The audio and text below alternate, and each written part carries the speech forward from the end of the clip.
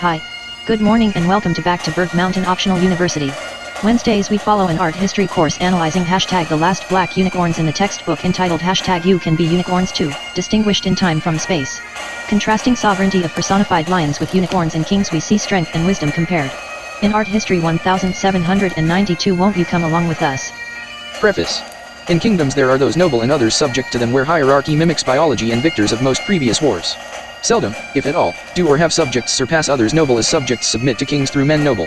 Sure, kings may have small circles, and most may know him through coinage or pictures painted, but never having seen him, those noble are closest things to kings ordinary men may have or will ever see. In lieu of kings, noble's sense of duty allows nothing the king wouldn't, where chivalry isn't dead. It's just closer in proximity to society, as further from nuclei of court or houses of lords barbarity transpires, surely, more.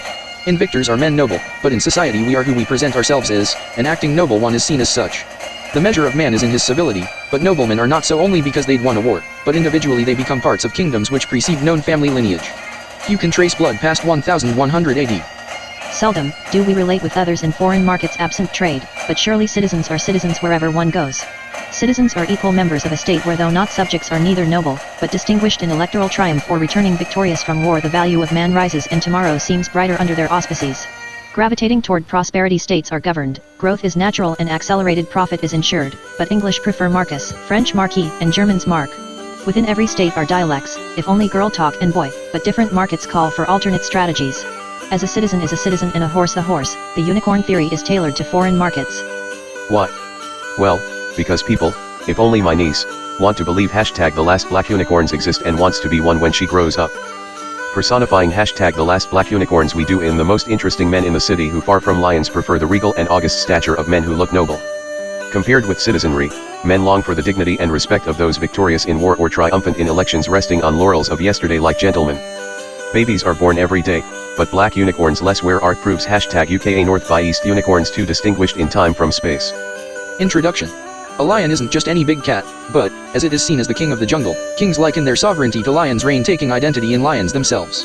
The strength and courage, typical characteristics of lions, are pursued in man as virtuous for those en route to piety. The goal of every king is to be remembered tomorrow longer than, or at least as long as, subjects remain. Nobility may not need protection, but subjects depend on authors of records through whom long after death their names may be mentioned as manning certain posts officially in times they had, when they did. Some think it an honor to have done their duty to sovereigns, and having had been more fruitful in our endeavors than not, and having had generated more tax revenue than not. Not that kings consider profit, but it is natural that not only biologically are we to be fruitful and multiply, because we are more than mere clay, we are better than ashes and dust, we are men and like lions we roar. However, we are not just physical beings that require nourishment and rest, but as letters in envelopes are but paper and ink, the message is the only thing truly human. Why?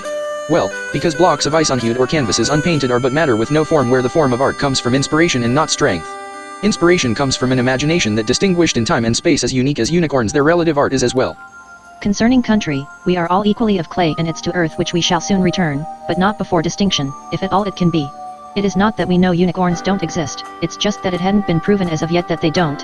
As kings, or at least the English one, liken themselves to lions, others noble do so with unicorns' majesty, beauty, and grace.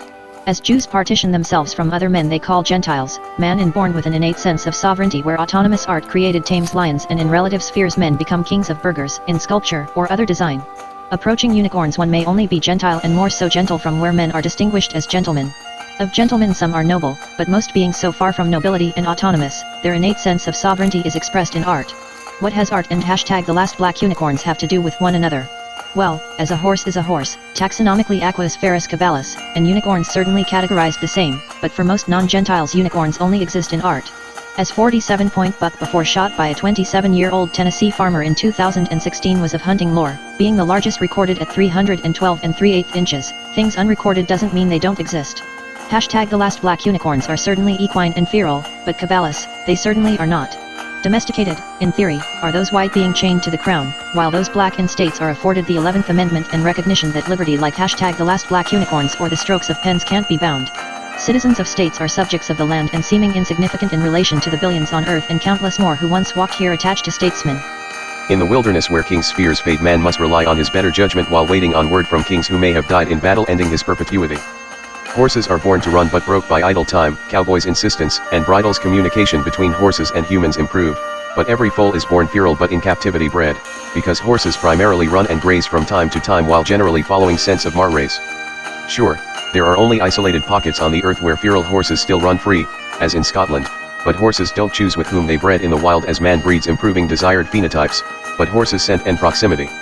Unicorns, certainly, measure themselves by length and girth of horns, though more so time, whereas tanners process leather of the best condition.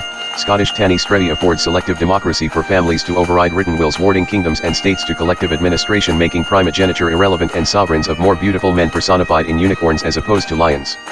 Tannists were second in line like the French dauphin, but in elective monarchies future kings like future presidents can't be predicted. What does this have to do with the last black unicorns? Without primogeniture neither do lions have dens or pride, as lionesses hunt so prides may eat. Lions are concerned with other lions' subjugation, not hunting. Unicorns challenge only themselves. That concludes the information this time. Next session we cover our first distinction in birth of humanitarian existentialism. We hope to see you then, so farewell for now. Buckle up. It's the law. Thank you for your time and consideration.